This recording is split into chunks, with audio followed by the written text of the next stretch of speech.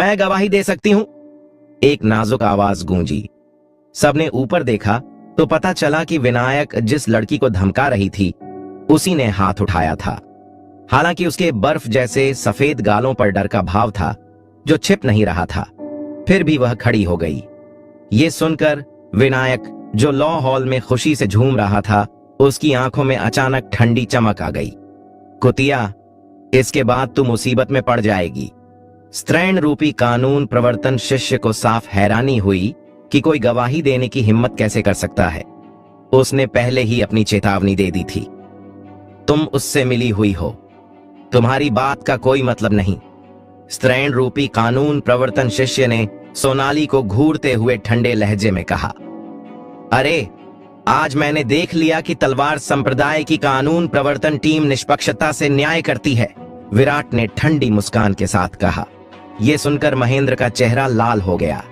इस हालत में यह साफ था कि विनायक और उसके साथियों ने संप्रदाय के नियम तोड़े थे, लेकिन विनायक की डांट के डर से उन्होंने सही गलत को उलझाकर कानून प्रवर्तन शिष्य के अपने कर्तव्य का पूरी तरह उल्लंघन किया। उनके काम वाकई कानून तोड़ रहे थे। आखिरकार महेंद्र में विराट को यूं ही ले जाने की हिम्मत नहीं थी। उसने विराट, विनायक और उसके साथ शामिल बाकियों को भी साथ ले लिया। उसने इन लोगों को वापस ले जाकर मारने के बजाय ये काम दूसरे कानून प्रवर्तन शिष्यों को सौंप दिया। हालांकि ये अभी भी एक कानून प्रवर्तन शिष्य के कर्तव्य से कम था, लेकिन इससे उसे अपनी अंतरात्मा को थोड़ा सुकून मिला। अरुणेश और बाकी कानून प्रवर्तन शिष्य विराट और बाकियों को विधि भवन ले आए। स्त्री सी दिखने वाली कानून प्रवर्तन शिष्य ने पहले ही मामले की खबर दे दी थी। ये जानकर कि विनायक विमलेश का छोटा भाई है, कानून प्रवर्तन दल के नेता ने बिना सोचे विराट को सजा सुना दी। उसने विराट को गिरफ्तार करके ज्वाला बर्फीले कारागार भेजने का आदेश दिया। ये सजा सुनते ही सोनाली का चेहरा पीला पड़ गया। ज्वाला बर्फीला कारागार उन शिष्यों के लिए था जिन्होंने भारी गलतियां की थीं। ये बर्फ और आग का साम्राज्य था, जहां कैदियों को लगातार भयंकर ठंड और गर्मी की तकलीफ झेलनी पड़ती थी। कमजोर लोग उस दर्द में आसानी से मर सकते थे। विराट को उसकी वजह से फंसाया गया था। वह उसे अकेले ऐसी सजा कैसे भुगतने दे सकती थी? तुम सही गलत को उलझा रहे हो। अगर तुम बड़े भाई विराट को सजा देना चाहते हो तो मुझे भी सजा दो, सोनाली ने हट से कहा, प्रवर्तन दल के कप्तान को घूरते हुए। तुम झूठ बोल रहे हो और प्रवर्तन दल को बदनाम कर रहे हो। क्या तुम सोचते हो कि मैं तुम्हें सजा नहीं दूंगा? आओ, सबको पकड़ो और ज्वाला बर्फीले कारागार ले जाओ, कप्तान ने गुस्से में कहा। अगर तुम मुझे सजा देना चाहते हो तो मुझे डर है कि तुम में वो काबिलियत नहीं है, विराट ने मजाक उड़ाते हुए कहा। क्या तुम कानून तोड़ने की हिम्मत करोगे? कप्तान की आंखें सिकुड़ गईं।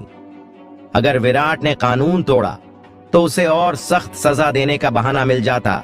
विराट ने अपनी जेब से एक टोकन निकाला, उसे कप्तान के सामने लहराया और ताने मारते हुए कहा, क्या तुम्हें मुझे सजा देने की काबिलियत है? टोकन देखते ही कप्तान का चेहरा पीला पड़ गया। एक प्रत्यक्ष शिष्य? ये तो बस शरीर शोधन क्षेत्र का शिष्य था, और वो भी चौथे शिखर का प्रत्यक्ष शिष्य। अगर कोई शिष्य संप्रदाय के नियम तोड़ता तो उसे सजा देने का हक सिर्फ हर शिखर के प्रमुख को था। पूरे विधि कक्ष में सिर्फ निर्मल सेन को ही ये अधिकार था, और अगर निर्मल सेन किसी को सजा देते तो उन्हें पहले शिष्य के गुरु के सामने ठोस सबूत देना होता। इन कानून प्रवर्तन वालों के लिए बिना इजाजत किसी शिष्य को पकड़ना भी बड़ा गुनाह था। सजा देना तो दूर की बात थी। उसने विराट को एक साधारण बाहरी शिष्य समझ लिया था जिसे वह बिना सवाल के सजा दे सकता था। उसने कभी नहीं सोचा था कि विराट एक प्रत्यक्ष शिष्य है। अरुणेश ने टोकन देखा तो उसे चक्कर आ गया और वह लड़खड़ाकर लगभग गिर पड़ा। उसने सपने में भी नहीं सोचा था कि विराट एक प्रत्यक्ष शिष्य है। अगर उसे उसकी पहचान पता होती तो वह ऐसा करने की हिम्मत न करता। अरुणेश को बहुत पछतावा हुआ। अगर उसे यह पता होता तो वह निष्पक्षता से काम करता, भले ही विमलेश को नाराज करना पड़ता। विराट के टोकन दिखाने के बाद स्त्री सा दिखने वाला कानून प्रवर्तन शिष्य तुरंत भाग गया। विराट के टोकन दिखाने के बाद कानून प्रवर्तन वालों की प्रतिक्रिया देखकर विनायक को बेचैनी हुई। इस गतिरोध के बीच हॉल के बाहर से एक ठंडी आवाज गूंजी। तो क्या हुआ अगर तुम प्रत्यक्ष शिष्य हो? क्या तुम सोचते हो कि तुम जो चाहे कर सकते हो? विराट ने मुड़कर देखा तो एक काले कपड़े वाला आदमी अंदर आ रहा था। साथ में वही स्त्री सा दिखने वाला कानून प्रवर्तन शिष्य था। भाई! विनायक उस आदमी को देखकर खुशी से चिल्लाया। ये आदमी कोई और नहीं बल्कि विमलेश था, जो 10 आंतरिक शिष्यों में से एक और विधि कक्ष का प्रमुख था। अंदर आते ही विमलेश ने विनायक को नजरअंदाज किया और विराट को ठंडी नजरों से घूरने लगा। एक भारी आभा उस पर उतरी, जैसे कोई पहाड़ उस पर टूट पड़ा हो। वाकई चोर ही चिल्ला रहा है, चोर को पकड़ो। विराट ने विमलेश की भारी आभा को पूरी तरह नजरअंदाज करते हुए मजाक उड़ाया। अपने सर्वोच्च वंश और योद्धा शरीर के साथ विमलेश की आभा उसे डराने की कोशिश कर रही थी। ये तो बस मजाक था। भारी दबाव में सोनाली का चेहरा पीला पड़ गया और उसके माथे पर ठंडा पसीना छलक आया। आज मुझे समझ आ गया कि विधि भवन असल में कैसा है। ये सही गलत का फर्क नहीं कर सकते और काले सफेद को एक समझते हैं। मैं वाकई प्रभावित हूं। विराट ने सोनाली का हाथ पकड़कर उन्हें बाहर ले जाते हुए कहा। उसने विधि भवन से उम्मीद छोड़ दी थी कि वे इस मामले को निष्पक्षता से संभाल सकते हैं। विधि भवन की ऐसी हालत में बाहरी संप्रदाय में इतनी गड़बड़ होना कोई आश्चर्य नहीं था। इस हालत को देखकर आंतरिक संप्रदाय की स्थिति भी कुछ खास अच्छी नहीं थी। उसने पहले अपनी पहचान इसलिए नहीं बताई थी क्योंकि वह बाहरी संप्रदाय में चुपके से पढ़ाई करना चाहता था और नहीं चाहता था कि प्रत्यक्ष शिष्य की पहचान से लोगों का ध्यान उसकी ओर जाए, जिससे अनावश्यक परेशानी हो। वह यह भी देखना चाहता था कि कानून प्रवर्तन शिष्य इस मामले को कैसे संभालते हैं ताकि उसे तलवार संप्रदाय की गहरी समझ मिले। क्या विधि भवन ऐसी जगह है जहां तुम अपनी मर्जी से आ जा सकते हो? विमलेश ने ठंडे लहजे में पूछा। विराट ने चलना बंद किया, पीछे मुड़ा और ताने मारते हुए कहा, क्या तुम सच में मुझे ज्वाला बर्फीली जेल में भेजना चाहते हो? मैं तुम्हारी सजा की खबर ऊपर तक पहुंचाऊंगा और बड़े लोग फैसला करेंगे, लेकिन उसे तो यहीं रहना होगा। विमलेश ने सोनाली की ओर इशारा करते हुए ठंडे लहजे में कहा। अगर विराट और सोनाली को ऐसे ही जाने दिया जाता तो क्या आज विमलेश का रुतबा कम नहीं हो जाता? अगर वह विराट को सजा नहीं दे सकता तो एक साधारण बाहरी शिष्य को कैसे काबू कर सकता है? विराट ने अपने हाथ में टोकन उठाया और बिना भाव के कहा, तुम कोशिश कर सकते हो। इस समय उसके टोकन की सतह से हल्की चमक निकलने लगी। उसके आदेश पर यह तुरंत एक आपातकालीन संदेश भेज देता और चौथे शिखर से लोग तुरंत वहां पहुंच जाते। उसे बस ये नहीं पता था कि ये मास्टर कावेरी होंगे या सीनियर निहारिका। विमलेश का चेहरा उदास हो गया। वह विनायक के स्वभाव को अच्छे से जानता था और बिना पूछे ही समझ गया था कि क्या हुआ था। अगर यह मामला बढ़ गया तो वह विमलेश भी बड़ी मुसीबत में पड़ सकता था। चौथी चोटी के लोग सब पागल थे। अगर उन्हें उकसाया गया तो ये एक बड़ी मुसीबत बन सकती थी। विमलेश उदास चेहरे के साथ बस देखता रहा क्योंकि विराट और सोनाली कुछ न कर पाने की हालत में चले गए। विराट ने बाहरी संप्रदाय के हर पाठ्यक्रम को मेहनत से पढ़ा। तलवार संप्रदाय की विरासत इंद्रपुरी शहर के कनिष्क परिवार जैसे छोटे परिवार से कहीं बड़ी थी और उसने जो ज्ञान दिया उसने विराट की सोच को और व्यापक किया। मिसाल के तौर पर इतिहास के पाठों में न सिर्फ गौरव राजवंश का विकास शामिल था बल्कि पिछले 10,000 सालों में शक्ति सिंधु महाद्वीप की बड़ी ऐतिहासिक घटनाओं का भी साफ विवरण था। भूगोल के पाठों में न सिर्फ गौरव राजवंश का भूगोल बताया गया जहां गौरव राजवंश का राज्य था कि अलग अलग देशों और संप्रदायों के क्षेत्र, भूगोल और बंटवारे को भी शामिल किया गया। इस ज्ञान ने विराट की इस विशाल दुनिया की समझ को और गहरा किया। जहां बाकी नए लोग जरूरत के लिए क्रेडिट के चक्कर में ये पाठ्यक्रम लेते थे, वहीं विराट ने उत्साह और सक्रियता से इस ज्ञान को अपनाया। बाकी नए शिष्यों ने इतिहास और भूगोल के जरूरी पाठ्यक्रमों के अलावा ज्यादातर सिर्फ 2 अतिरिक्त पाठ्यक्रम लिए, जैसे कि कीमिया, हथियार बनाना, तावीज और संरचनाएं। लेकिन विराट ने एक भी कक्षा नहीं छोड़ी। उस घटना के बाद विनायक ने चालाकी से उसे परेशान करना बंद कर दिया और सोनाली को आखिरकार कुछ शांति मिली। अगर वो घटना न हुई होती तो सोनाली की सुंदरता की वजह से परेशानी होना तय था। हालांकि उसकी सुंदरता निहारिका से कम थी, फिर भी वह उस बैच की टॉप 5 महिला शिष्यों में थी। उसकी नाजुक शक्ल ने उसे उन पुरुषों का आसान निशाना बना दिया था जो उसका पीछा करते थे। लेकिन उस दिन की घटना के बाद विनायक की हार देखकर सब और सावधान हो गए। उस घटना के बाद नए शिष्यों के विराट के बारे में विचार बदल गए। हालांकि उन्हें अभी भी नहीं पता था कि विराट प्रत्यक्ष शिष्य था, फिर भी उसका युद्ध कौशल कमाल का था और ज्यादातर को लगता था कि वे उसके सामने कुछ भी नहीं थे। इसके अलावा कानून प्रवर्तन दल के ले जाने के बाद विराट सही सलामत लौट आया। भले ही उन्हें पहचान नहीं पता थी, फिर भी वे अंदाजा लगा सकते थे कि वह कुछ खास था। विराट ने पाया कि अनुशासन भवन के गड़बड़ माहौल के अलावा नए शिष्यों के लिए तलवार संप्रदाय की ट्रेनिंग सिस्टम और इनाम दंड की व्यवस्था एक बड़े संप्रदाय की पहचान थी। विराट ने बाहरी संप्रदाय अकादमी में मेहनत से पढ़ाई की और अपनी साधना भी पूरी लगन से की, लेकिन वह शुद्ध ऊर्जा रैंक में जल्दी पहुंचने की हड़बड़ी में नहीं था। अपने शुरुआती प्रशिक्षण में वह बहुत सारी अमृतों पर निर्भर था। हालांकि अराजकता स्वर्गीय सम्राट कला इन अमृतों की शक्ति को पूरी तरह शुद्ध कर सकती थी और अराजकता सर्वोच्च वंश अमृतों की अशुद्धियों को पूरी तरह हटा सकता था, जिससे उसके शरीर को कोई नुकसान नहीं होता था। फिर भी वह बहुत जल्दबाजी में था। वह सिर्फ 1 महीने में शरीर शोधन क्षेत्र के पहले लेवल से 9वें लेवल तक पहुंच गया, जिससे उसकी नींव कमजोर हो सकती थी। विराट ने इस समय का इस्तेमाल धीरे धीरे अपनी नींव मजबूत करने और अपने क्षेत्र को पक्का करने के लिए किया।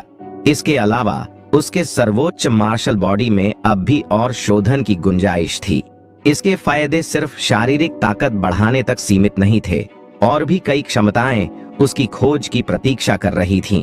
इसे हासिल करने के बाद विराट ने आसानी से अपनी 7 गुना उग्र तरंग हथेली की 5वीं हथेली को पार कर लिया और 6ठी की ओर बढ़ गया। विराट ने पाया कि इसे हासिल करने के बाद मार्शल आर्ट का अभ्यास करना बहुत आसान हो गया। ऐसा लग रहा था कि ये उसे बहुत बड़ा बढ़ावा दे रहा था। 6 महीने बाद लगभग सभी बाहरी संप्रदाय के शिष्य, नए और पुराने, एक अजीब शिष्य के बारे में जानते थे। रोज अभ्यास करने के बजाय ये सन की कक्षाओं में जाता था और बाहरी संप्रदाय के लगभग सारे पाठ्यक्रम सीखता था। नई साधना तकनीकें पाने के बाद नए शिष्य मेहनत से साधना करते थे और महीने में कुछ ही बार कक्षाओं में जाते थे। इस सनकी के उलट, जो रोज अक्सर सुबह से रात तक कक्षाओं में जाता था, वो पूरी तरह अजनबी था। इसका नतीजा ये हुआ, जहां ज्यादातर नए शिष्य अपनी साधना में तेजी से आगे बढ़ रहे थे, ये अजीब शिष्य स्थिर रहा। पिछले 6 महीनों में जो शिष्य पहले शरीर शोधन क्षेत्र में थे, वे शुद्ध ऊर्जा रैंक में पहुंच गए थे और सिर्फ 10 ही बचे थे। विराट स्वाभाविक रूप से उनमें से एक था। ये 10 शिष्य जो शुद्ध ऊर्जा रैंक में नहीं पहुंच पाए थे, अपने साथी शिष्यों के तिरस्कार और मजाक का सामना करने लगे। अगर अगले 6 महीनों में भी वे शुद्ध ऊर्जा रैंक में नहीं पहुंचे तो उन्हें नीचे के पदों पर भेज दिया जाता और उनकी हैसियत और दर्जा बहुत कम हो जाता। हालांकि पिछले 6 महीनों में विराट की मेहनती पढ़ाई ने बड़े नतीजे दिए। जहां बाकी शिष्य पाठ्यक्रम मूल्यांकन को लेकर परेशान थे, कड़ी मेहनत कर रहे थे और सी ग्रेड पाने के लिए भी जूझ रहे थे, वहीं विराट ने बिना मेहनत के ए ग्रेड हासिल कर लिया। ये सारे पाठ्यक्रम बहुत कठिन थे। बी ग्रेड पाना भी मुश्किल था और हर कक्षा में ए ग्रेड पाना तो बहुत ही दुर्लभ था। कुछ शिष्यों ने सिर्फ एक पाठ्यक्रम में ही ए ग्रेड पाया। विराट का हर पाठ्यक्रम मूल्यांकन में लगातार ए ग्रेड पाना तलवार संप्रदाय के इतिहास में एक दुर्लभ बात थी। फिर भी विराट के कई ए ग्रेड ने उसके लिए कोई खास इज्जत नहीं कमाई, बल्कि उसका तिरस्कार और मजाक और बढ़ गया। भले ही वह हर पाठ्यक्रम में ए ग्रेड ले ले, इससे क्या फायदा? मार्शल कलाकारों की दुनिया में सबसे ताकतवर को इज्जत मिलती है, न कि किताबी कीड़ों को। चाहे उसे कितने भी ए ग्रेड मिले, एक ही बार उसे चकनाचूर कर सकता था। विराट के प्रदर्शन से कई शिखर गुरुओं को थोड़ा आश्चर्य हुआ। बेशक उनका आश्चर्य विराट के हर पाठ्यक्रम में ए ग्रेड पाने से नहीं, बल्कि उसकी धीमी साधना गति से था। यहाँ तक कि जिन योद्धाओं का कोई जागृत वंश नहीं था, वे भी पहले ही शरीर शोधन क्षेत्र को पार कर शुद्ध ऊर्जा रैंक में पहुंच चुके थे, जबकि स्वर्गीय वंश वाला विराट स्थिर रहा। इससे कई शिखर गुरुओं में गहरा शक पैदा हो गया। हालांकि कावेरी को इसकी परवाह नहीं थी। विराट को बाहरी संप्रदाय के पाठ्यक्रम पढ़ना पसंद था और उसने उसे बिना दखल दिए अपने फैसले लेने की आजादी दी। हालांकि कई शिखर गुरु विराट की साधना से थोड़े हैरान थे, लेकिन उस समय उनका ध्यान इस मामले पर नहीं था। रक्त दानव संप्रदाय लगातार कुछ न कुछ कर रहा था, जैसे कि कोई बड़ा कदम उठाने वाला हो। तलवार संप्रदाय के नेताओं का ध्यान पूरी तरह वहां था और वे रक्त दानव संप्रदाय की हर हरकत पर नजर रख रहे थे। रक्त दानव संप्रदाय पर नजर रखने के लिए कावेरी पिछले 6 महीनों से तलवार संप्रदाय से गायब थीं और उनके पास विराट को साधना सिखाने का न समय था न ऊर्जा। पिछले 6 महीनों में विराट की साधना में प्रगति न देखकर विनायक फिर से बेचैन हो गया। विराट जैसे बेकार शिष्य को कोई गंभीरता से नहीं लेता और इस रफ्तार से विराट को प्रत्यक्ष शिष्यों की श्रेणी से भी हटाया जा सकता था। पिछले 6 महीनों में वह पहले ही एक और लेवल पार कर चुका था और शुद्ध ऊर्जा रैंक के 4थे लेवल तक पहुंच गया था। विराट ने अपना आखिरी पाठ्यक्रम पादप पहचान पूरा किया और पाठ्यक्रम पूरा करके राहत की सांस ली। उसके कुछ पाठ्यक्रम काफी बुनियादी थे, जैसे कि कीमिया और हथियार बनाना। अगर विराट ए ग्रेड भी ले लेता तो भी वह दूसरे दर्जे के कीमियागर या हथियार परिशोधक के बराबर ही होता। साथ ही उसने ज्यादातर सिद्धांत पर ध्यान दिया था, व्यवहार पर नहीं। हालांकि कुछ पाठ्यक्रम जैसे कि पादप, खनिज और राक्षस पशु पहचान का उसने गहराई से अध्ययन किया था। इन पाठ्यक्रमों में भले ही व्यवहार की ज्यादा जरूरत नहीं थी, विराट ने इनका गहरा अध्ययन किया। ठीक है, विराट ने 2 और कोर्स पर सबसे ज्यादा ध्यान दिया, तावीजों का ताव और निर्माण। ये दोनों कोर्स सबसे मुश्किल थे और बहुत कम स्टूडेंट्स इन्हें लेते थे। फिर भी विराट सबसे अच्छे नंबर लाने में कामयाब रहे। इन कोर्सेज से विराट को जो ज्ञान मिला, उसने तावीज बनाने की उनकी बुनियाद को बहुत मजबूत किया। कैओस सुप्रीम टॉवर में मिली सारी तावीज संरचनाएं बहुत उन्नत थीं और कोई भी एक तावीज दुनिया को हैरान करने के लिए काफी था। लेकिन उनकी जटिलता की वजह से विराट को बेसिक चीजों की कमी थी। तावीज बनाने के कोर्स पढ़ने से विराट को तावीजों की ज्यादा साफ और व्यवस्थित समझ मिली, जिससे उनके कौशल में बहुत सुधार हुआ। पिछले 6 महीनों में बाहरी संप्रदाय के कोर्स पढ़ने के अलावा उन्होंने अपनी साधना में कोई कसर नहीं छोड़ी थी। उन्होंने पहले ही उग्र तरंगों के सप्त पांडित्य में महारत हासिल कर ली थी। उन्होंने ज्यादातर समय बाहरी संप्रदाय में ही बिताया और निहारिका से कभी कभार ही मिले। कावेरी ने उन्हें कुछ बार बुलाया, बस कुछ अमृत देकर अकेला छोड़ दिया। विराट 4थे शिखर पर एक बड़े मंच पर खड़े थे। उन्होंने चांदनी रात के आकाश की ओर देखा और धीरे से सांस छोड़ी। अब शुद्ध ऊर्जा रैंक में घुसने का वक्त करीब आ गया था। पिछले 6 महीनों के प्रशिक्षण ने न सिर्फ उनकी जल्दबाजी वाली साधना से हुए छिपे खतरों को पूरी तरह खत्म किया, बल्कि उनकी नींव को भी पक्का कर दिया। उनका सर्वोच्च मार्शल शरीर अब पूर्णता के करीब था। शायद इतिहास में किसी ने भी शरीर शोधन क्षेत्र में इतनी मजबूत साधना नहीं की होगी। विराट जानबूझकर अपने क्षेत्र को दबा रहे थे ताकि उनका सर्वोच्च मार्शल शरीर पूरी तरह विकसित हो सके, लेकिन इतने लंबे समय बाद वो अपनी सीमा तक पहुंच गए थे और अब और दबा नहीं सकते थे। जैसे ही विराट ने नियंत्रण छोड़ा, सच्ची ची का एक ज्वार उनके डेंटियन में उमड़ पड़ा और तेजी से फैलने लगा। सिर्फ आधे घंटे में ये 10 मील से 100 मील के दायरे में फैल गया। उनके आसपास की भरपूर आध्यात्मिक ऊर्जा उनके शरीर की ताकतवर खिंचाव से खींची गई और तेजी से विराट के शरीर में घुस गई। इससे उनके चारों तरफ आध्यात्मिक ऊर्जा का तूफान बन गया। इस तूफान की तेज रफ्तार ने 4थे शिखर के ऊपर आध्यात्मिक ऊर्जा का एक बड़ा भंवर बना दिया। इस हलचल ने कावेरी को पहले ही सावधान कर दिया था, जो अभी अभी 4थे शिखर पर लौटी थी। वो विराट के ऊपर उड़ी और अपने हाथ की एक लहर से पर्वत की सुरक्षा संरचना को चालू कर दिया, जिससे बाहर की जिज्ञासु नजरें रुक गईं। हालांकि तलवार संप्रदाय बाहर से एकजुट दिखता था, कावेरी जानती थी कि सब एक साथ नहीं थे। विराट की दिखाई गई प्रतिभा बहुत प्रभावशाली थी, और यह जरूरी नहीं कि अच्छी बात हो। कावेरी पिछले 6 महीनों से विराट को अपनी तकनीकें सिखाने से बच रही थी, खासकर उनकी गजब की प्रतिभा की वजह से। उनकी प्रतिभा जितनी बढ़ती गई, कावेरी तकनीकों को चुनने में उतनी ही सावधानी बरतने लगी, ताकि कोई गलती उनकी साधना में रुकावट न बने। विराट का डेंटियन 100 मील तक फैलने के बाद रुक गया। झेंकी का एक ज्वार उनकी शिराओं से बह निकला, जो तुरंत उन्हें एक बड़े परिपथ में जोड़ देता था और फिर उनके शरीर से बाहर निकल गया। धम धम धम। विराट के आसपास की जमीन ऐसी लग रही थी जैसे उसमें बारूद भरा हो। बड़े बड़े गड्ढे बन गए, कंकड़ और मिट्टी तीरों की तरह आसमान में उछल गए। धम। एक आखिरी जोरदार धमाके के साथ जहां विराट खड़े थे, वो जमीन अचानक धंस गई। धूल हवा में उड़ गई।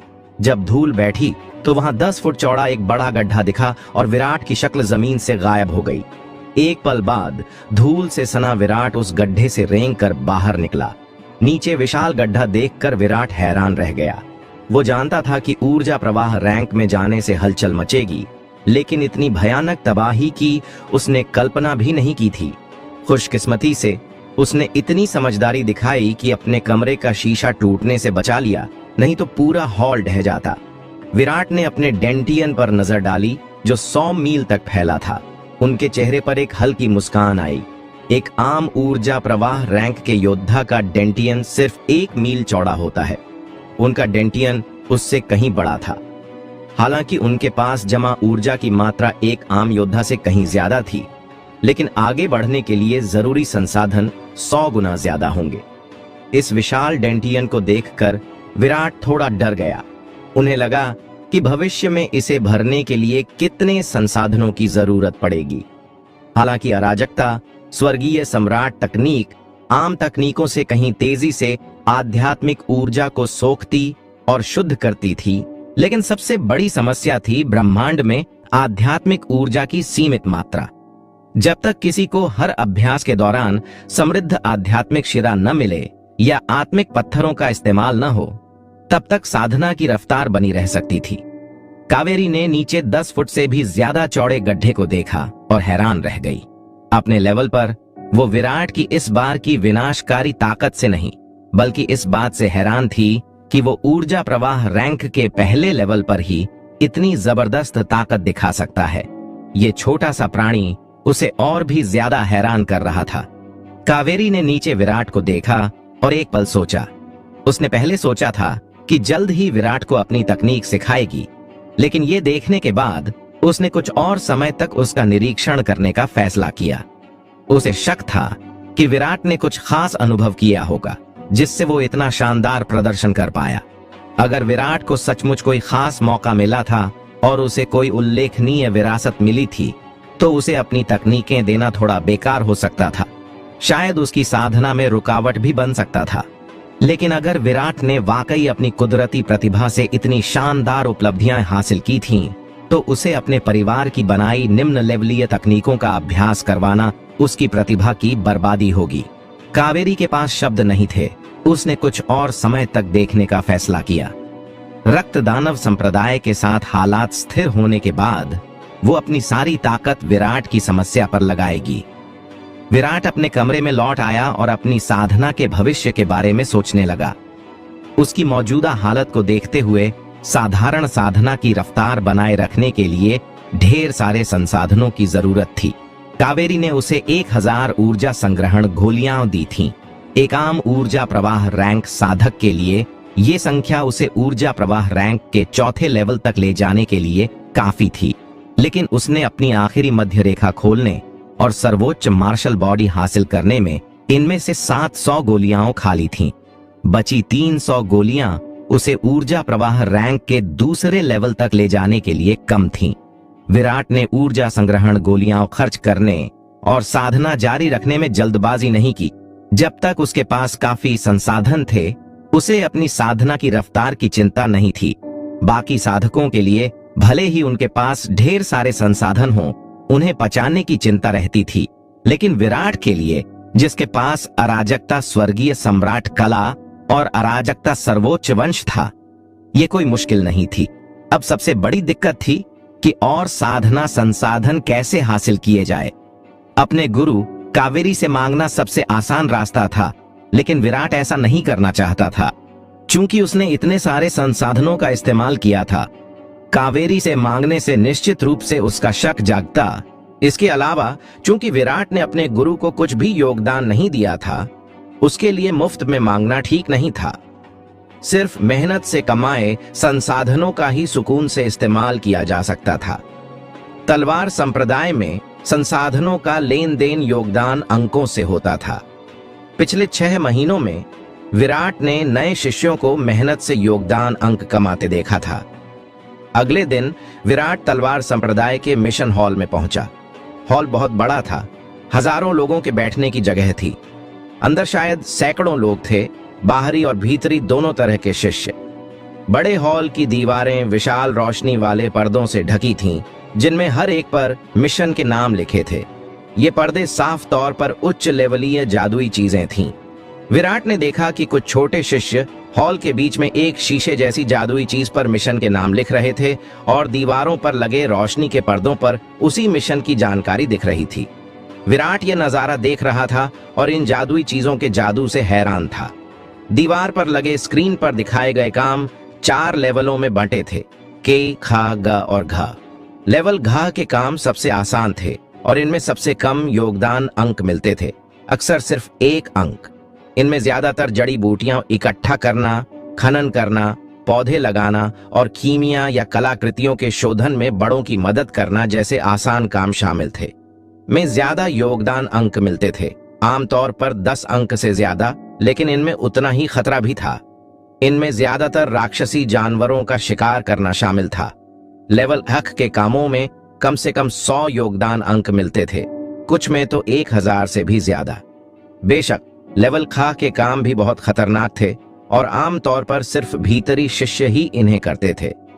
लेवल का के कामों के लिए योगदान अंक तो ललचाने वाले थे, लेकिन परिवर्तन समुद्र क्षेत्र तक पहुंचे बिना इन्हें लेना मौत को बुलावा देना था।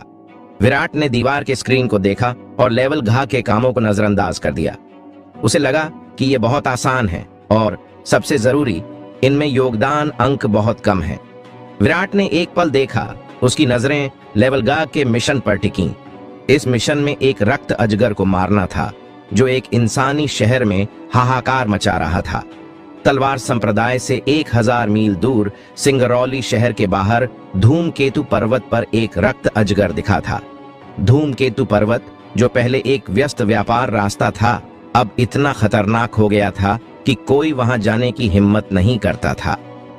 इतना ही नहीं, अजगर अक्सर पहाड़ से उतरकर सिंगरौली शहर के आसपास के लोगों का शिकार करता था। इससे सिंगरौली शहर में दहशत फैल गई थी और कई दिनों तक किसी ने शहर छोड़ने की हिम्मत नहीं की थी।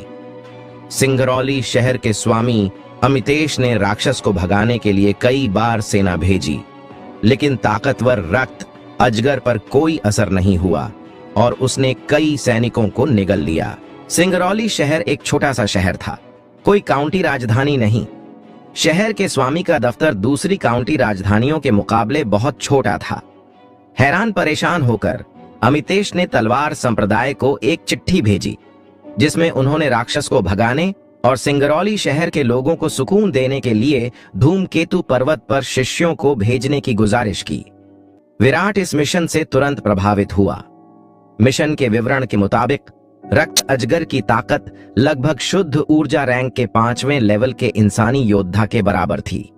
अपनी मौजूदा ताकत के साथ उसे यकीन था कि वो 5वें लेवल के शुद्ध ऊर्जा रैंक के योद्धा को हरा सकता था। इसके अलावा इस मिशन का इनाम एक लेवल गीग मिशन के लिए काफी अच्छा था, पूरा 90 योगदान अंक। उसने सोचा कि ये कोशिश करने लायक है।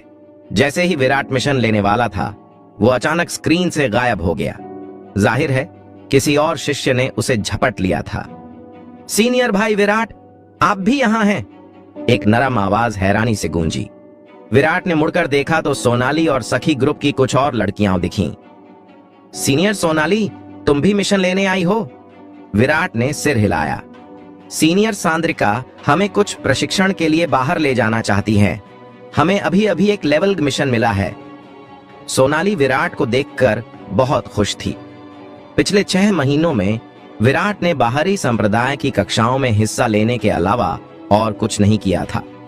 सोनाली ने कुछ समय तक विराट का पीछा किया था, लेकिन बाद में उसे पता चला कि उसके पास विराट की तरह सारे कोर्स पढ़ने की ताकत नहीं थी। बाहरी संप्रदाय के लिए जरूरी 6 क्रेडिट पूरे करना ही उसके लिए बहुत मुश्किल था। इतने सारे कोर्स पढ़ना तो दूर की बात थी। उसे यह भी लगा कि इतने कोर्स पढ़ने से ज्यादा फायदा नहीं होता और इससे उसकी साधना में देरी हो सकती थी। योद्धाओं की दुनिया में ताकत अभी भी सबसे जरूरी चीज है। पिछले 6 महीनों में कड़ी मेहनत के बाद वो पहले ही ऊर्जा प्रवाह रैंक के दूसरे लेवल तक पहुंच चुकी थी। अब वो ऊर्जा प्रवाह रैंक के दूसरे लेवल की रुकावट पर थी और तीसरे लेवल तक पहुंचने वाली थी। विराट ये सुनकर थोड़ा हैरान हुआ। इतना संयोग नहीं हो सकता। क्या तुमने सिंगरौली शहर में हाहाकार मचाने वाले रक्त अजगर को मारने का लेवल ग मिशन लिया है? ये सुनकर सोनाली भी हैरान हो गई और बोली, सीनियर भाई, विराट को कैसे पता? मैंने बस अंदाजा लगाया। विराट को कोई बहाना बनाना पड़ा। वो ये नहीं कह सकता था कि वो भी यही मिशन लेने वाला था। रक्त अजगर की ताकत शुद्ध ऊर्जा रैंक के 5वें लेवल के इंसानी योद्धा के बराबर थी। हालांकि विराट को अपनी ताकत का अंदाजा था, वो इसे जोर जोर से नहीं कहना चाहता था, और अगर वो जोर से कह भी देता तो लोग उसे घमंडी और नासमझ कहते, जो अपनी ताकत को बढ़ा चढ़ाकर बताता है। विराट इतना आलसी था कि इतनी मुसीबत मोल नहीं लेना चाहता था। उफ, लगता है ये वजह वाकई दिखावटी है। सोनाली के बगल में खड़ी एक चिढ़ी हुई दिखने वाली लड़की ने तंज कसा। उसने विराट को सिर से पांव तक देखा और व्यंग्य भरे लहजे में कहा, क्या ऐसा हो सकता है कि मास्टर विराट भी यही मिशन लेना चाहते हो? सीनियर रिद्धिमा, प्लीज बदतमीजी न करो, समूह की अगुवाई कर रही बैंगनी कपड़ों वाली लड़की ने धीरे से कहा। फिर विराट की ओर मुड़कर माफी मांगी। सीनियर भाई विराट, प्लीज बुरा न मानो। सीनियर रिद्धिमा हमेशा से साफ दिल रही है और उसके कोई बुरे इरादे नहीं है। विराट ने हाथ हिलाकर इशारा किया कि उसे कोई परवाह नहीं। वो इस लड़की से अनजान नहीं था। वो थी सखी ग्रुप की अध्यक्ष सांद्रिका, और वो चिढ़ने वाली लड़की थी सखी ग्रुप की सदस्य रिद्धिमा। विराट को सखी ग्रुप के सदस्यों से कोई खास शिकायत नहीं थी, लेकिन वो उनसे बहुत लगाव भी नहीं रखता था। अगर सोनाली उसकी सदस्य न होती तो वो उनसे ज्यादा बातचीत नहीं करना चाहता था। सांद्रिका ने रिद्धिमा को चुप करा दिया। हालांकि रिद्धिमा ने फिर से तंज मारने की हिम्मत नहीं की। वो मन ही मन बड़बड़ाई, भले ही मुझे हर क्लास में A ग्रेड मिले, मैं फिर भी नाकाम हूं। उसने एक बार फार्माकोलॉजी का कोर्स लिया था, 3 साल तक पढ़ाई की, 3 इम्तिहान दिए, लेकिन मुश्किल से C ग्रेड मिला। लेकिन विराट सिर्फ 6 महीने में उसी इम्तिहान में A ग्रेड ले आया। इससे रिद्धिमा को बहुत गुस्सा आया। अगर विराट कोई बहुत प्रतिभाशाली इंसान होता तो ठीक था, लेकिन वो तो एक नया शिष्य था। अपने शानदार इम्तिहान नतीजों के बावजूद वो साधना में पूरी तरह नाकाम था। 6 महीने की ट्रेनिंग के बाद भी वो शरीर शोधन क्षेत्र के 9वें लेवल पर जूझ रहा था। ऐसे नाकाम इंसान से हारने की वजह से रिद्धिमा को बहुत अपमान महसूस हुआ और वो विराट से और ज्यादा चिढ़ने लगी। सांद्रिका ने रिद्धिमा को एक और सख्त नजर से देखा, उसे और अपमान करने से रोका। हालांकि विराट ने साधना शुरू करने के बाद 6 महीनों में कोई तरक्की नहीं की थी, फिर भी उसने हर कोर्स में A ग्रेड लिया था। समझ का ये लेवल वाकई कमाल का था। पूरे बाहरी संप्रदाय में, यहाँ तक कि भीतरी संप्रदाय में भी बेमिसाल था। कौन जानता था कि विराट को अचानक साधना में इतनी बड़ी कामयाबी मिल जाएगी जिससे वो तेजी से मशहूर हो जाएगा। इसके अलावा सांद्रिका ने सुना था कि सोनाली के कामों की वजह से विराट का भीतरी संप्रदाय के शिष्य विनायक से झगड़ा हुआ था। उसे कानून लागू करने वाले शिष्यों ने ले लिया था, लेकिन वो बिना किसी नुकसान के वापस लौट आया था। विराट जरूर उतना सीधा साधा नहीं था जितना दिखता था। ऐसे इंसान को अपमान करना बेवकूफी थी। सोनाली ने रिद्धिमा की बातों को नजरअंदाज किया और विराट को बधाई दी। सीनियर भाई विराट, शुद्ध ऊर्जा रैंक में पहुंचने की बधाई। विराट हल्के से मुस्कुराया और बोला, सीनियर सोनाली, तुम्हारी शानदार तरक्की के लिए बधाई। सोनाली के शब्द सुनकर सांद्रिका और रिद्धिमा ने विराट की शुद्ध ऊर्जा रैंक में कामयाबी देखी और हैरान रह गए। 6 महीने तक शरीर शोधन क्षेत्र के 9वें लेवल पर अटके रहने के बाद ये मेहनती छात्र आखिरकार शुद्ध ऊर्जा रैंक में पहुंच गया था। हालांकि उन्हें इसकी खास परवाह नहीं थी। शुद्ध ऊर्जा रैंक का पहला लेवल उनके लिए ध्यान देने लायक नहीं था। क्या आप इस मिशन में हमारे साथ आना चाहेंगे, सीनियर भाई विराट? सोनाली ने विराट को बुलाया। विराट ने एक पल सोचा, फिर हामी भर दी। उसने पहले कभी कोई मिशन नहीं लिया था और इन चीजों से अनजान था। उसके लिए ये बस अनुभव लेने का मौका था। रिद्धिमा सोनाली के इस साहसी फैसले से नाराज थी, लेकिन सांद्रिका उसे घूर रही थी तो उसने कुछ बोलने की हिम्मत नहीं की। सांद्रिका को विराट का इस मिशन में आना कुछ खास पसंद नहीं था, लेकिन चूंकि सोनाली ने ही उसे बुलाया था, वो ज्यादा नाराज नहीं हो सकती थी। सोनाली एक वंश योद्धा थी जिसे सखी ग्रुप में बहुत प्रतिभाशाली माना जाता था। उसने सिर्फ 6 महीनों में शुद्ध ऊर्जा रैंक के पहले लेवल से दूसरे लेवल के टॉप तक पहुंच बना ली थी। सोनाली की प्रतिभा की वजह से उसे आंतरिक संप्रदाय का दर्जा मिलना पक्का था। सोनाली से दोस्ती करने से वो अब आंतरिक संप्रदाय में जाने के बाद सखी ग्रुप की मदद कर सकती थी। सुना है सिंगरौली शहर का रक्त अजगर इस वक्त बहुत खतरनाक है। सीनियर भाई विराट, अपनी साधना के लेवल के साथ उसका शिकार मत बन जाना। बगल से एक मजाक उड़ाने वाली आवाज आई। सबने मुड़कर देखा तो बादल ग्रुप का कियारा 4-5 लोगों के साथ आ रहा था। विराट को विनायक और उसके वफादार नौकर गणपत को उनके बीच देखकर हैरानी हुई। विराट को थोड़ा अचरज हुआ कि विनायक अपने घमंड के साथ वाकई कियारा के साथ घूम रहा था। उसने घमंड से विराट की ओर देखा। उसकी आंखें तिरस्कार से भरी थीं। 6 महीने पहले जब उसे अपने भाई से पता चला कि विराट एक प्रत्यक्ष शिष्य है, तो वो डर गया था। विनायक की सख्त डांट के बाद वो पहले से ज्यादा सावधान हो गया था। अब वो विराट या सोनाली को छेड़ने की हिम्मत नहीं करता था।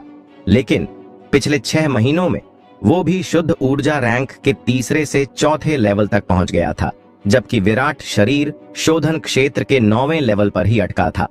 उसके मन में फिर से घमंड जागने लगा। वो बहुत नाराज था। विराट जैसा बेकार इंसान प्रत्यक्ष शिष्य कैसे बन सकता था, जबकि वो विनायक, जो भाग्य का पुत्र था, सिर्फ एक आंतरिक शिष्य ही बन पाया। वो हाल ही में विराट को तंग करने, अपने पुराने अपमान का बदला लेने के बहाने ढूंढ रहा था। 6 महीने पहले की घटना के बाद विनायक को अपने अनुचरों पर भरोसा नहीं रहा और उसने गणपत को छोड़कर बाकी सबको हटा दिया था। एक आंतरिक शिष्य के तौर पर विनायक को बाहरी शिष्यों से कहीं बेहतर संसाधन मिले थे। साथ ही विमलेश उसकी लगातार देखभाल करता था। उसे मिले साधना संसाधन न सिर्फ उसकी जरूरतें पूरी करते थे, बल्कि बचे भी थे। विनायक गणपत की वफादारी को याद रखते हुए अपने कुछ बचे हुए साधना संसाधन उसके साथ बांटता था। गणपत पहले से ही काफी प्रतिभाशाली था और विनायक की मदद से उसने पिछले 6 महीनों में शुद्ध ऊर्जा रैंक के दूसरे से तीसरे लेवल तक की छलांग लगाई थी। कियारा को पहले ही दिन से विराट से नफरत थी। उस दिन निहारिका की सार्वजनिक चेतावनी ने उसे बाहरी शिष्यों के बीच बेइज्जत कर दिया था। इससे उसका बादल ग्रुप बहुत कमजोर हो गया था और कई बड़े लोग उस दिन के बाद दूसरे समाजों में चले गए थे। कियारा का स्वभाव ऐसा था कि वो इस नफरत को भूल नहीं सकता था, लेकिन वो निहारिका से बहुत डरता था। साथ ही विराट पिछले 6 महीनों से चुपचाप कक्षाओं में जाता रहा था, जिससे उसे बदला लेना मुश्किल हो गया था। उसने विनायक और विराट के बीच का झगड़ा भी देखा था। एक ही दुश्मन की वजह से वो दोनों दोस्त बन गए थे, लेकिन विनायक के घमंड को देखते हुए उसके लिए बादल ग्रुप में शामिल होकर दूसरों से नीचे रहना मुमकिन नहीं था। वो और कियारा सिर्फ साथी थे, कोई अधीनस्थ नहीं। विराट को देखकर गणपत कुछ तीखा कहना चाहता था। आखिरकार वो अब शुद्ध ऊर्जा रैंक के तीसरे लेवल पर था और उसे यकीन था कि वो विराट को हरा सकता है। लेकिन उससे पहले ही उसे पता चला कि विराट शुद्ध ऊर्जा रैंक के पहले लेवल पर पहुंच गया था। उसके मुंह से निकलने वाले तीखे शब्द रुक गए। और वो बस इतना बोला, तुम तो शुद्ध ऊर्जा रैंक में पहुंच गए। जब विराट शरीर शोधन के 9वें लेवल पर था, तब वो उसे शुद्ध ऊर्जा रैंक के दूसरे लेवल पर भी हरा सकता था। अब जब दोनों एक एक लेवल आगे बढ़ गए थे, तो क्या इसका मतलब ये नहीं कि विराट अब भी उसे हरा सकता था? विराट हल्के से मुस्कुराया और बोला, हाँ, तुम तो बहुत चौकस हो। विराट की नजर पड़ते ही गणपत चौंक कर एक कदम पीछे हट गया। विनायक गुस्से में चिल्लाया, तुम क्या चिल्ला रहे हो? पिछली बार विराट के सामने उसकी बेइज्जती हुई थी और वो उसका बदला लेना चाहता था। उसने कभी नहीं सोचा था कि विराट उसका मुकाबला कर सकता है। भले ही विराट शुद्ध ऊर्जा रैंक में पहुंच गया हो, फिर भी उनके बीच 3 लेवल का फर्क था और वो उच्चतम सम्राट रैंक का वंश योद्धा था। विराट ने कियारा के तानों को नजरअंदाज कर दिया। उसने ऐसे मजाक करने वाले पर अपनी सांस बर्बाद करने की जहमत नहीं उठाई। ये शख्स विनायक से भी ज्यादा नीच था। विनायक कम से कम खुलकर सामने आता था, लेकिन कियारा जैसे लोग पीठ में छुरा घोंपने के आदी थे। विराट को अपनी उपेक्षा करते देख कियारा की आंखों में एक चमक आई, लेकिन उसने उसे जाहिर नहीं होने दिया। सीनियर सांद्रिका, सुना है सिंगरौली शहर के खूनी अजगर इस वक्त बहुत खतरनाक हैं। क्यों न हमारी बादल ग्रुप और सखी ग्रुप एक साथ जाएं, ताकि हम एक दूसरे का ध्यान रख सकें। कियारा ने मुस्कुराते हुए सांद्रिका से कहा, वाह वाह, सीनियर भाई के होने से ये मिशन तो पक्का जीत लिया। रिद्धिमा ने सांद्रिका के बोलने से पहले ही कहा। सांद्रिका ने अपनी भौहें चढ़ाने से खुद को रोक नहीं पाई। कियारा बेकार था। उसने पहले सखी ग्रुप की कई बहनों को नुकसान पहुंचाया था, लेकिन उसके चाचा बाहरी संप्रदाय में एक बड़े थे, तो सखी ग्रुप उसका कुछ नहीं कर सकती थी और उसे उसका गुस्सा सहना पड़ता था। अगर कियारा और बाकी लोग इस मिशन में शामिल हो जाते तो परेशानियां और बढ़ जाती। सांद्रिका ने कियारा की ओर देखा। भले ही कियारा मुस्कुरा रहा था, उसकी आंखें तीखी और धमकी भरी थीं। अगर वो उसके कहने पर राजी नहीं होती तो उसे डर था कि मामला आसानी से नहीं सुलझेगा। सांद्रिका कियारा को ज्यादा नाराज नहीं कर सकती थी। आखिरकार उसके चाचा बाहरी संप्रदाय के एक बड़े थे। भले ही वो शुद्ध ऊर्जा रैंक के 5वें लेवल पर पहुंच चुकी थी, ये पक्का नहीं था कि उसे आंतरिक संप्रदाय में जाने में कितना वक्त लगेगा। उसे और सखी ग्रुप को आखिरकार बाहरी संप्रदाय में ही रहना था। हालांकि विनायक और सोनाली की तरक्की आसान लग सकती थी। ऐसा इसलिए था क्योंकि दोनों वंश के योद्धा थे और उनकी साधना का लेवल अभी भी कम था। इसके अलावा विनायक जैसे शख्स के लिए जो संप्रदाय में आते ही आंतरिक शिष्य बन गया, उसके साधना संसाधन बाहरी शिष्यों से कहीं ज्यादा थे। इतने संसाधनों के साथ उनकी साधना की रफ्तार तेज हो गई थी। सांद्रिका जैसे आम शिष्यों ने शुद्ध ऊर्जा रैंक के पहले से 5वें लेवल तक पहुंचने में बाहरी संप्रदाय में पूरे 10 साल बिताए थे और 6ठा लेवल अभी भी बहुत दूर लगता था। जैसे जैसे एक योद्धा की साधना आगे बढ़ती है, तरक्की करना और मुश्किल हो जाता है और प्रगति धीमी पड़ जाती है।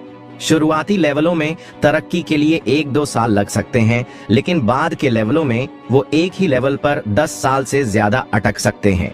तो ठीक है, चलो साथ चलते हैं, सांद्रिका ने मजबूरी में कहा।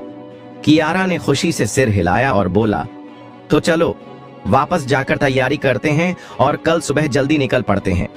फिर वो विनायक और बादल ग्रुप के कुछ लोगों के साथ चला गया। जाते वक्त उसने विराट को ठंडी और तिरस्कार भरी नजरों से देखा। विराट ने बेपरवाही से हंसी उड़ाई। वो देखना चाहता था कि कियारा क्या चाल चलता है। कियारा और बाकी लोगों के जाने के बाद सांद्रिका ने भी अलविदा कहा और सखी ग्रुप के लोगों के साथ चली गई। उन्हें भी वापस जाकर तैयारी करनी थी। हालांकि मिशन की जानकारी के मुताबिक सिंगरौली शहर के धूमकेतु पर्वत पर मौजूद रक्त अजगर शुद्ध ऊर्जा रैंक के 5वें लेवल के एक मानव योद्धा जितना ताकतवर है। स्विंग से निपटना कोई मुश्किल नहीं होना चाहिए, लेकिन आखिरकार ये जिंदगी और मौत का सवाल था और वो लापरवाही नहीं कर सकते थे। सोनाली सखी ग्रुप के लोगों के साथ नहीं गई, बल्कि विराट के पीछे चली गई। भाई विराट, बेहतर होगा तुम न जाओ। कियारा और बाकी लोगों के तुम्हारे लिए बुरे इरादे साफ दिख रहे हैं, सोनाली ने काफी हिचकिचाने के बाद आखिरकार कहा। उसने शुरू में विराट को इस मिशन में इसलिए बुलाया था क्योंकि उसे लगा कि यह खतरनाक नहीं होगा, लेकिन कियारा और बाकी लोगों के शामिल होने से कई मुश्किलें तो पक्की थीं। सोनाली कियारा, विनायक और विराट के बीच के झगड़ों को अच्छे से जानती थी, ये भी कि विराट के सारे झगड़े उसकी वजह से ही थे। जाहिर है वो इस वजह से विराट को नुकसान नहीं पहुंचाना चाहती थी। विराट ने हल्के से मुस्कुराकर कहा, चिंता मत करो, वो कोई परेशानी नहीं खड़ी कर पाएंगे। विराट अपने कमरे में लौटा और तैयारी करने लगा। हालांकि वो कियारा और विनायक से नहीं डरता था, लेकिन वो उन्हें हल्के में भी नहीं ले रहा था। इसके अलावा कौन जानता था कि सिंगरौली शहर के इस राक्षस वध मिशन में क्या हो सकता है, तो सावधान रहना ही बेहतर था। विराट ने अराजकता के सर्वोच्च टॉवर से कुछ ताबीज बनाने की सामग्री ली थी। तलवार संप्रदाय में आने से पहले उसने आत्मा ताबीज मंडप से किसी भी हालत के लिए ढेर सारी ताबीज बनाने की सामग्री खरीद ली थी। पिछले 6 महीनों में विराट ने ताबीज बनाने का काफी अभ्यास किया था। 6 महीने की मेहनत के बाद उसके ताबीज बनाने के हुनर में बहुत सुधार हुआ था और वो एक उच्च लेवलीय दूसरी श्रेणी का ताबीज गुरु बन गया था, जो आसानी से दूसरी श्रेणी के ताबीज बना सकता था। बची हुई ताबीज सामग्री का इस्तेमाल करके विराट ने 3 दूसरी श्रेणी के शक्ति बढ़ाने वाले ताबीज, 2 दूसरी श्रेणी के बचाव ताबीज और 3 दूसरी श्रेणी के स्वर्ण ढाल ताबीज बनाए। हालांकि ये सारे ताबीज उच्च श्रेणी के ताबीज कोर वाले दूसरी श्रेणी के ताबीज थे। विराट के मौजूदा ताबीज बनाने के हुनर के साथ वो उच्च श्रेणी के ताबीज कोर वाले दूसरी श्रेणी के ताबीज आसानी से बना सकता था, लेकिन उसने जो ताबीज सामग्री खरीदी थी वो उच्च लेवलीय ताबीज कोर वाले दूसरी श्रेणी के ताबीज बनाने के लिए कम थी, तो विराट को जो था उसी से काम चलाना पड़ा। हालांकि तलवार संप्रदाय के खजाने के मंडप में ढेर सारी कीमती ताबीज सामग्री थी, जो उच्च लेवलीय ताबीज कोर वाले दूसरी श्रेणी के ताबीज बनाने के लिए काफी थी, लेकिन विराट ने पिछले 6 महीनों में एक भी योगदान अंक नहीं कमाया था। इससे वो कंगाल हो गया था और उन कीमती ताबीज सामग्री को लेने में नाकाम रहा। अगली सुबह विराट ने जल्दी से तैयारी की और सामने की चोटी पर बड़े मंच पर पहुंच गया। ये तलवार संप्रदाय की बादल नौकाओं के उतरने और उड़ान भरने की जगह थी। विशाल मंच पर तरह तरह की बादल नौकाएं थीं। कुछ बहुत बड़ी थीं, जिनमें 1000 लोग बैठ सकते थे, जैसे विराट ने तलवार संप्रदाय की अपनी पहली यात्रा पर ली थी। जबकि कुछ छोटी थीं, जिनमें सिर्फ 1 दर्जन या उससे ज्यादा लोग बैठ सकते थे। सखी ग्रुप के लोग पहले से ही एक छोटी बादल नौका के पास इंतजार कर रहे थे। संप्रदाय के शिष्यों को नौका के आकार और तय दूरी के आधार पर बादल नौका इस्तेमाल करने के लिए कुछ योगदान अंक देने पड़ते थे। सखी ग्रुप ने जो छोटी बादल नौका किराए पर ली थी, उसके लिए आम तौर पर 1000 मील की दूरी के लिए सिर्फ 10 योगदान अंक देने पड़ते थे। हालांकि एक आम बाहरी शिष्य के लिए 10 योगदान अंक कोई छोटी रकम नहीं थी। ये 1 महीने की ऊर्जा सभा की गोलियों के बराबर थी। इस बार सखी ग्रुप से 5 लोग थे। सांद्रिका, रिद्धिमा और सोनाली के अलावा 2 और युवतियां थीं। भाई विराट, आप आ गए? सोनाली ने मुस्कुराते हुए विराट का स्वागत किया। रिद्धिमा ने यह देखा और उसकी आंखों में तिरस्कार का भाव आ गया। उसने धीमे से बड़बड़ाया, पता नहीं इस हारे हुए में क्या अच्छा है, वो इससे इतना प्रभावित है। परीक्षा में अच्छा होने के अलावा इस हारे हुए में और क्या खूबी है? विराट ने मुस्कुराकर सबका अभिवादन किया। उसने रिद्धिमा की बड़बड़ाहट पर ध्यान नहीं दिया और मन ही मन हैरान हुआ। उसे समझ नहीं आ रहा था कि इस औरत के दिमाग में क्या गड़बड़ है। वो हमेशा उस पर तंज कसती रहती थी, लेकिन विराट ऐसी छोटी बात पर उससे झगड़ा नहीं करने वाला था। थोड़ी देर बाद कियारा और विनायक भी बादल ग्रुप के लोगों के साथ दौड़ते हुए आए। इस बार बादल ग्रुप के भी 5 लोग थे। कियारा, विनायक और गणपत के अलावा तंग कपड़ों में 2 और आदमी थे। सीनियर सांद्रिका, आप तो बहुत जल्दी आ गईं। अब जब सब आ गए हैं तो चलिए, कियारा ने मुस्कुराते हुए कहा और बादल नौका पर चढ़ने का इशारा किया। सबने उसका पीछा किया और सबके चढ़ने के बाद सांद्रिका ने सिंगरौली शहर की ओर नौका चलाई। भाइयों, क्या हमें इस खूनी अजगर से निपटने के तरीके पर बात करनी चाहिए? बादल नौका के चलने के बाद नौका पर सन्नाटा छा गया। हर कोई अपनी अपनी सोच में था। सांद्रिका इस अजीब माहौल को तोड़ने की उम्मीद में मुस्कुराते हुए बोली, बात करने की क्या जरूरत, बस जाओ और इसे काट डालो। ये तो बस एक खूनी अजगर है। विनायक ने तिरस्कार भरे अंदाज में अपने होंठ सिकोड़ते हुए कहा। हालांकि वो अभी शुद्ध ऊर्जा रैंक के चौथे लेवल पर था। वो एक उच्च लेवलीय सम्राट रैंक का वंश योद्धा था। वो 5वें लेवल के शुद्ध ऊर्जा रैंक के योद्धा से आसानी से मुकाबला कर सकता था। साथ ही उसके पास एक कीमती खजाना था, तो एक साधारण रक्त अजगर उसके लिए कुछ भी नहीं था। हाँ, सीनियर सांद्रिका ज्यादा सतर्क हो रही है। हम इतने सारे लोग हैं। 5वें लेवल के ऊर्जा प्रवाह रैंक के रक्त अजगर की तो बात ही छोड़ो, हम 6ठे लेवल के राक्षस को भी आसानी से हरा सकते हैं, बादल ग्रुप के किसी शख्स ने तुरंत कहा। सीनियर सांद्रिका सही कह रही है। राक्षसों का वध गंभीर बात है और हम लापरवाही नहीं कर सकते। सब लोग प्लीज अपनी अपनी साधना शक्तियां बताएं ताकि हमें साफ पता चले।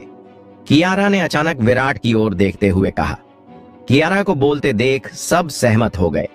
हालांकि विनायक घमंडी था, लेकिन अब वो और कियारा एक ही नाव में थे।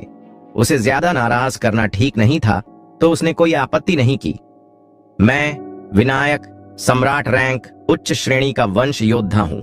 मैं अभी शुद्ध ऊर्जा रैंक के चौथे लेवल पर हूं। इस दूसरी श्रेणी के मध्यम श्रेणी के अग्निधार से मैं शुद्ध ऊर्जा रैंक के 5वें लेवल के योद्धाओं को मार सकता हूं, विनायक ने गर्व से कहा। उसके भाई विमलेश ने बड़ी मेहनत से ये दूसरी श्रेणी का मध्यम श्रेणी का जादुई हथियार हासिल किया था। इसके साथ वो पंखों वाले बाघ की तरह था। उसकी ताकत एक नए लेवल पर पहुंच गई थी।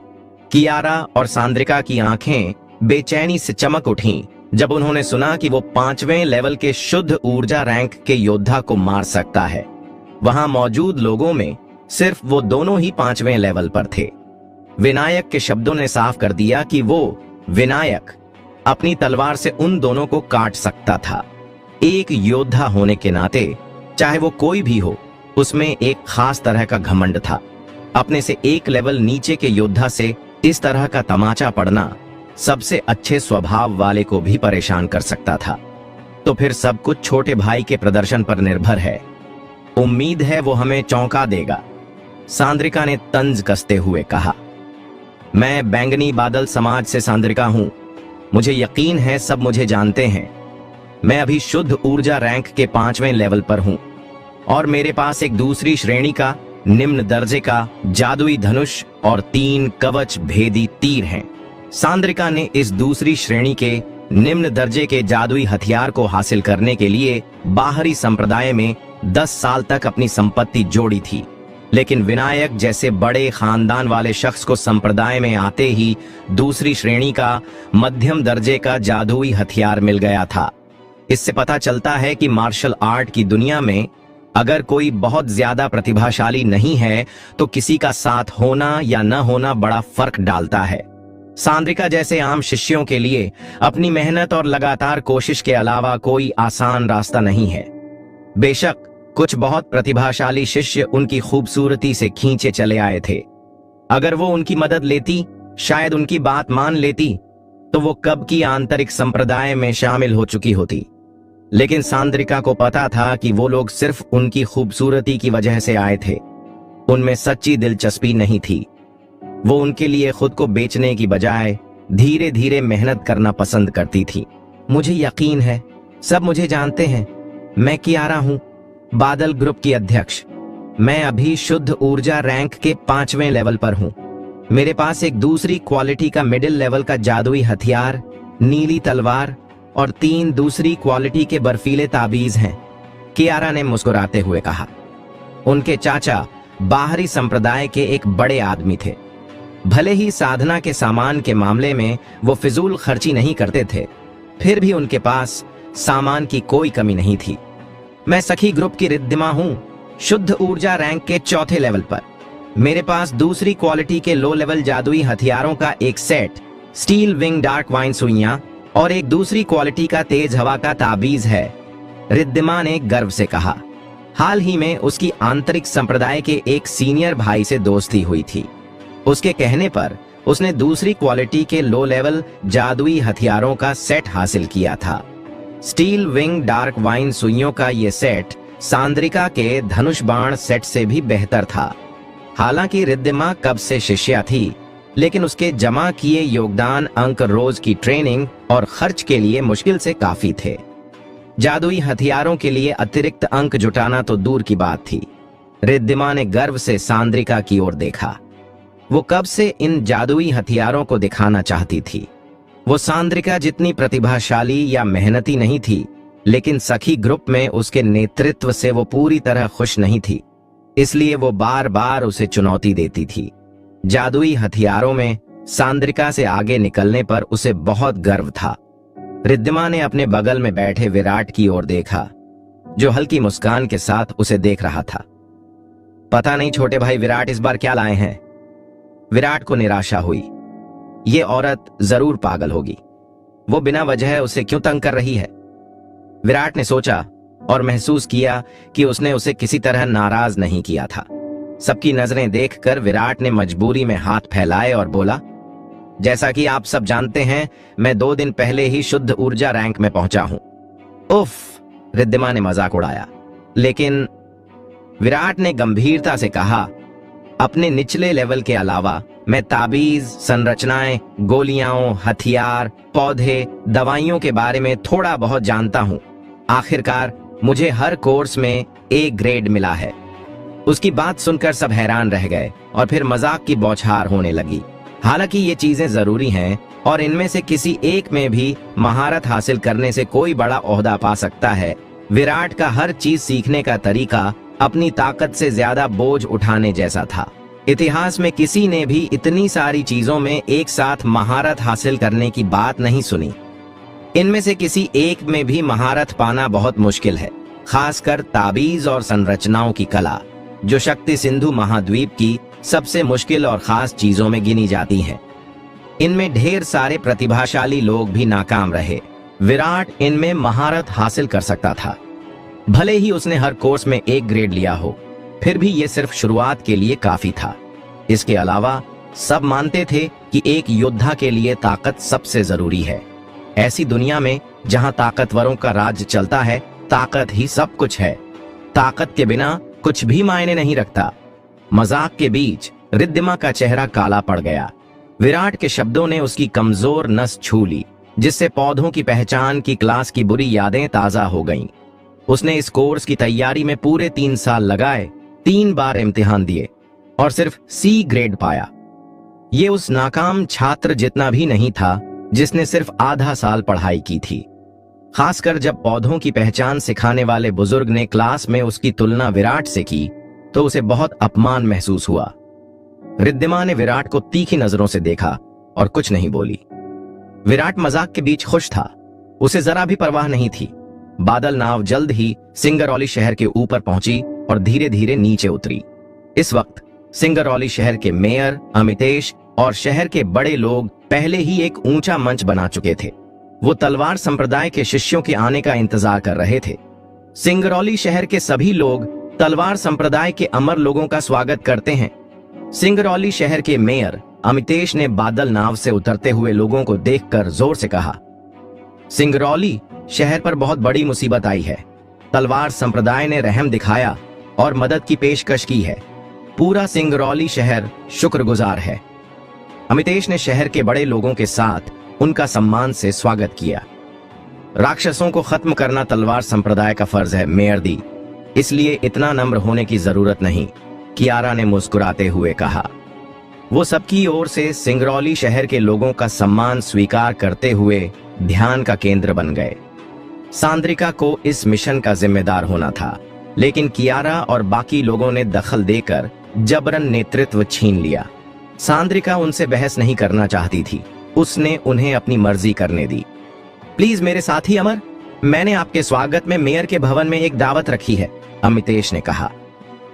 अमितेश सिंगरौली शहर के बड़े लोगों के साथ तलवार संप्रदाय के शिष्यों को मेयर के भवन ले गए, जहां पहले से ही एक शानदार दावत चल रही थी।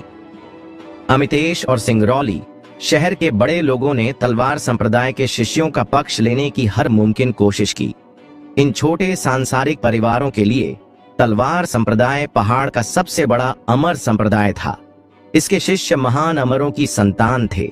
जाहिर है वो दोस्ती करना चाहते थे और अच्छे रिश्ते की उम्मीद में मेहरबान होना चाहते थे। तारीफ पाकर बादल ग्रुप के लोग खुश थे, उनके चेहरे खिले हुए थे। पास खड़े विराट को यह सब थोड़ा बोरिंग लगा। अपने स्वभाव के हिसाब से उसे इस तरह की चहल पहल वाली सामाजिकता में मजा नहीं आता था। वो जैसे ही दावत से बचने का बहाना ढूंढने वाला था, तभी एक बख्तरबंद सिपाही दौड़ता हुआ आया। महामहिम, पहाड़ों से खून का अजगर फिर उतर आया है। शहर से 50 मील पश्चिम में एक गांव के आधे लोग निगल लिए गए हैं, सिपाही ने कहा। क्या? हॉल में मौजूद सब लोग चौंक गए। सब लोग घबराओ मत, हम यहां हैं। ये जानवर हंगामा करने की हिम्मत कर रहा है, ये तो बस मौत को बुला रहा है। आप आगे चलें, हम इसे अभी मार डालेंगे, विनायक ने मेज पटक कर उठते हुए कहा। कुछ पेय और भीड़ की चापलूसी के बाद वो पहले से ही मस्ती में था। कियारा को गुस्सा आया कि विनायक ने उसकी वाहवाही छीन ली, लेकिन वो बाहर वालों के सामने गुस्सा नहीं दिखा सकता था। मेयर साहब, प्लीज किसी को रास्ता दिखाने के लिए भेजें, हम जाकर इस राक्षस को अभी मार डालेंगे, कियारा ने अमितेश से कहा। तो मैं ये काम आपके हवाले करता हूँ, छोटे अमर। अमितेश ने झुककर उस सिपाही को जो खबर लाया था तलवार संप्रदाय और बाकी लोगों के पीछे चलने और रास्ता दिखाने को कहा। सांद्रिका और बाकी लोग पहले से ही रक्त अजगर को खत्म करने आए थे, तो जाहिर है उन्हें कोई ऐतराज नहीं था। तलवार संप्रदाय और सिपाही एक साथ बादल नाव पर सवार हुए और उसके रास्ते दिखाने पर शहर के पश्चिम में क्राउचिंग टाइगर पर्वत की ओर चल पड़े। 50 मील की दूरी वो पलक झपकते ही पार कर गए। सिपाही के मुताबिक रक्त अजगर किसी इंसान को खाकर क्राउचिंग टाइगर पर्वत पर लौट जाएगा। फिर सांद्रिका ने बादल नाव को क्राउचिंग टाइगर पर्वत की तलहटी में उतार दिया। सिपाही समूह को पहाड़ पर ले गया। कुछ गड़बड़ लग रही है, विराट ने अचानक पहाड़ के आधे रास्ते पर कहा। क्या छोटे भाई विराट, तुम तो उस जानवर को देखने से पहले ही डर गए, रिद्धिमा ने तंज कसा। अगर छोटे भाई विराट में इतनी हिम्मत होती तो उन्हें हमारा पीछा नहीं करना चाहिए था, वो डर कर हमें फंसाते नहीं। इन पहाड़ों के पेड़ पौधों से निकलने वाली राक्षसी सनसनी कुछ अजीब है।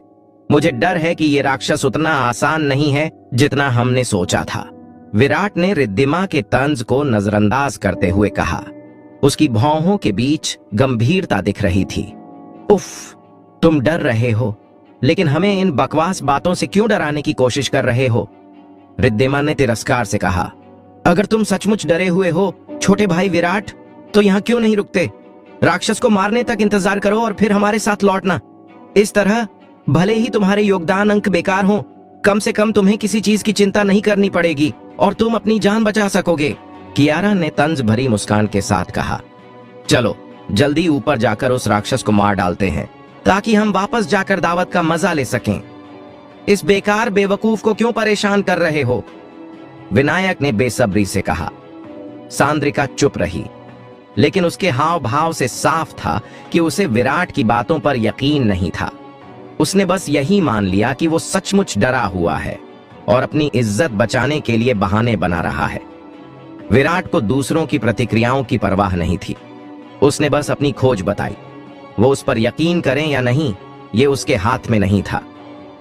छोटी बहन सोनाली, तुम बाद में मेरे साथ रहना, विराट ने मुस्कुराते हुए सोनाली से कहा। ठीक है, सोनाली ने बिना हिचकिचाहट के हामी भर दी। वो विराट के साथ इंद्रपुरी शहर से आई थी। विराट के बारे में उसकी समझ के आधार पर वो इस छोटे से राक्षस से नहीं डरेगा। उस समय इंद्रपुरी शहर में तलवार संप्रदाय की प्रवेश परीक्षा में ओयांगिन जैसे परिवर्तन क्षेत्र के मास्टर के सामने विराट जिंदगी मौत की हालत में भी शांत और संयमित रहा था। ये छोटा सा रक्त अजगर उसे कैसे डरा सकता था? अगर विराट ने ऐसा कहा है तो उसके पास जरूर कोई वजह होगी। कियारा का चेहरा सख्त हो गया। वो विराट को बस उकसा रहा था, लेकिन उसे उम्मीद नहीं थी कि विराट रुकने की हिम्मत करेगा। अगर विराट रुक जाता तो उसकी योजना नाकाम हो जाती। सीनियर सोनाली, एक मार्शल आर्टिस्ट इतना डरपोक कैसे हो सकता है? ये हारा हुआ आदमी कोई तरक्की नहीं कर रहा, फिर भी तुम उसका पीछा कर रही हो। रिद्धिमा ने विराट के इतने बेशर्म होने की उम्मीद नहीं की थी। सोनाली को विराट की हर बात मानते देख वो चिढ़ गई और उसे डांटने लगी। बस करो रिद्धिमा, चूंकि सीनियर सोनाली रुकना चाहती है उसे मजबूर मत करो। चलो हम आगे बढ़ते हैं, सांद्रिका ने हाथ हिलाकर कहा। वो सोनाली के फैसले से बहुत निराश थी। वो उसे और दूसरी छोटी बहनों को, जो कम उन्नत थीं, राक्षसों को काबू करने और कुछ अनुभव देने के लिए लाई थी। सोनाली के रवैये ने उसे बहुत निराश किया। सांद्रिका ने सोचा कि भविष्य में उसे इतना सपोर्ट करने की जरूरत नहीं होगी। विराट के रुकने की हिम्मत देखकर कियारा के पास उससे निपटने का कोई तरीका नहीं था। सो समूह पहाड़ पर चढ़ता रहा। विराट ने तब तक इंतजार किया जब तक सब दूर नहीं चले गए। फिर उसने एक फ्लैश एस्केप ताबीज और एक सुनहरा ढाल ताबीज निकाला और उन्हें सोनाली को दे दिया। उसने बताया कि उनका इस्तेमाल कैसे करना है। सोनाली दो ताबीज देखकर चौंक गई और विराट को उनके काम के बारे में बताते सुनकर हैरान रह गई। उसने तुरंत मना कर दिया और उन्हें लेने की हिम्मत नहीं की। दोनों ताबीज बहुत कीमती थे। उनमें से एक की कीमत शायद हजारों आत्मा पत्थरों जितनी थी। मैं कह रहा हूं ले लो, इतनी बकवास क्यों कर रही हो? इस बार शायद चीजें इतनी आसान नहीं होंगी। अगर कुछ गड़बड़ लगे तो तुरंत फ्लैश एस्केप ताबीज इस्तेमाल करके यहां से भाग जाना, विराट ने गंभीरता से कहा। भाई विराट, तुम मेरे साथ क्यों नहीं रहते? सोनाली ने विराट की बातों का मतलब समझ लिया। विराट मुस्कुराया और बोला, हालांकि सीनियर बहन सांद्रिका और बाकी लोग मुझ पर यकीन नहीं करते, हम सब एक ही संप्रदाय के हैं। मैं उन्हें ऐसे ही नहीं छोड़ सकता। इसके अलावा ये राक्षस इस इलाके में हंगामा मचा रहा है, हम इसे और तबाही मचाने नहीं दे सकते। चिंता मत कर, मेरे पास अपनी सुरक्षा के तरीके हैं। अगर हालात बहुत खराब हुए तो मैं तुरंत भाग जाऊंगा।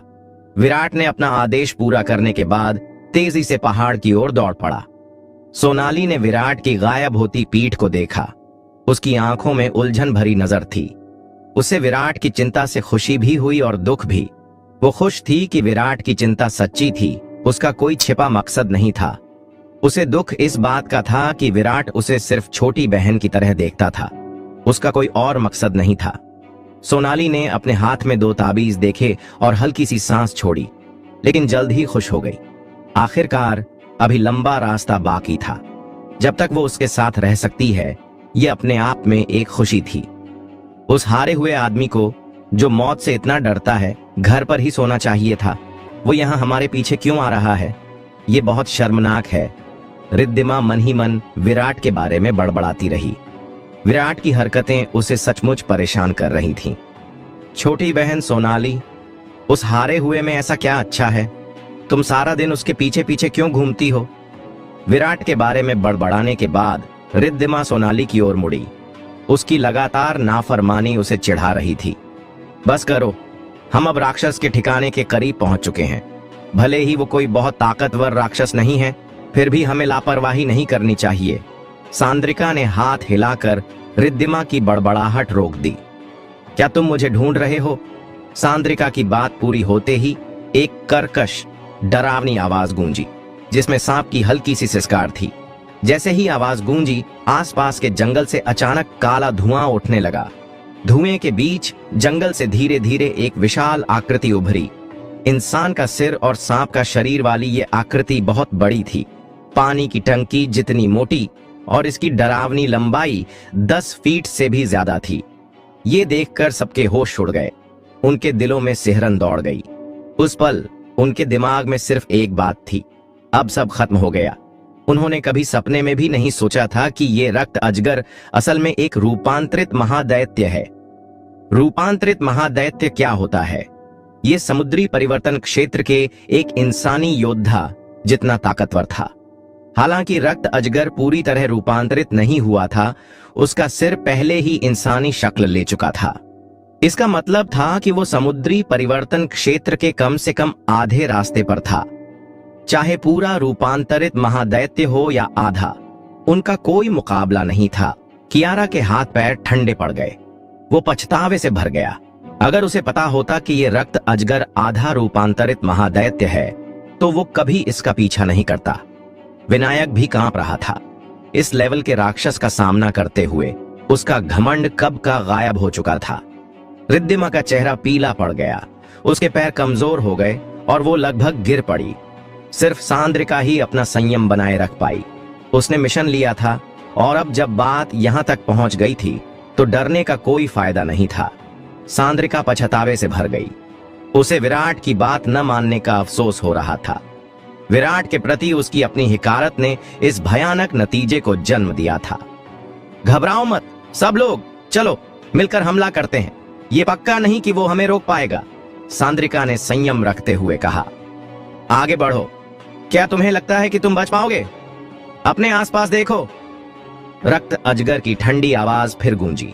सबने मुड़कर देखा तो दर्जनों फीट के दायरे में फैला जंगल घने काले धुएं में डूबा था। धुएं से एक अजीब डरावनी गंध आ रही थी। साफ था कि रक्त अजगर ने पहले ही एक राक्षसी जाल बिछा लिया था। ये देखकर सबके दिल निराशा से भर गए। परिवर्तन क्षेत्र के बीच में एक राक्षसी ताकत से बच निकलना पहले ही मुश्किल था और अब इस राक्षसी जाल में फंसकर वो पूरी तरह लाचार थे। मैंने इतनी मेहनत से आखिरकार कुछ अच्छा खाना जुटाया है, मैं तुम्हें इतनी आसानी से कैसे जाने दूं? मजाक है? रक्त अजगर की ठंडी सीधी आंखें भीड़ पर घूमी। उसकी फिसलन भरी घिनौनी जीभ अंदर बाहर हो रही थी। इन दिनों मैं बस इन साधारण इंसानों को खा रहा हूं। इनमें चबाने लायक कुछ खास नहीं है। सिर्फ तुम जैसे योद्धा अपनी पूरी ताकत